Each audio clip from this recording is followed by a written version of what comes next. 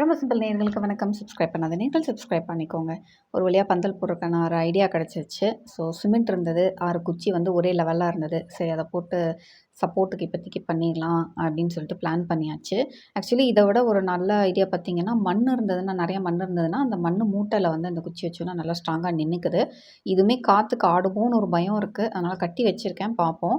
6 குச்சியுமே இந்த வீடு கட்டும்போது கதவுல கட் பண்ண குச்சி. இல்ல ஒரே லெவலா இருந்ததுனால தப்பிச்சுட்டேன்.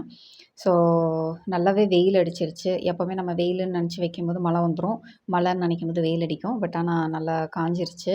பார்த்தீங்கனாலே நல்லா தெரியும். இத கழட்டிட்டு அப்படியே வச்சுட்டு போயிடலாம் அப்படின்ட்டு பயங்கர வெயில் அடிக்குது. அதனால இன்னுமே கொஞ்சம் காயட்டும் அப்படின்ட்டு. ஸோ என்னடா ஒண்ணுமே நடக்கலையே அப்படின்னு சொல்லி யோசிச்சுட்டே இருந்தேன். அதே மாரியே ஒரு சம்பவம் பண்ணி விட்டுருச்சுங்க. என்னன்னு தானே பார்க்குறீங்க.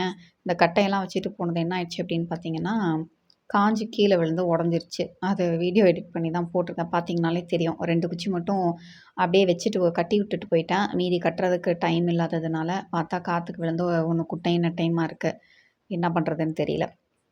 இப்போதைக்கு அது 2 அப்படியே வச்சுட்டு மீதிக்கு ஏதாவது பிளான் பண்ணணும். அட்லீஸ்ட் இந்த ஸ்லாண்டிங்காவாவது பந்தல் போட்டுறலாம் அப்படின்னு ஒரு ஐடியா.